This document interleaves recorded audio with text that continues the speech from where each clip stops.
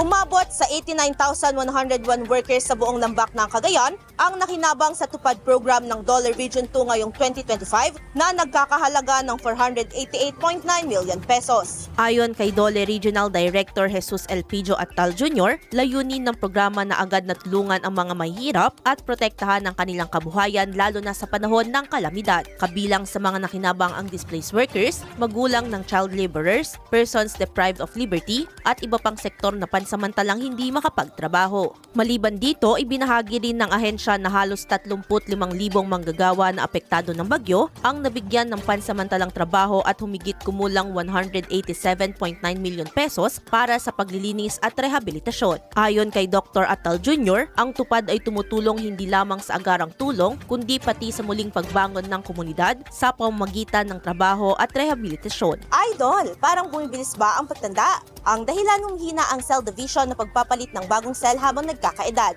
Natutuyo ang balat dahil sa paghina ng elasticity. Para mapigilan ito, mag-DTX 500 na.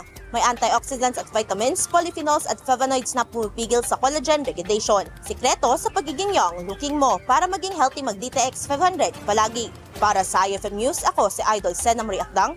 Idol! IFM News.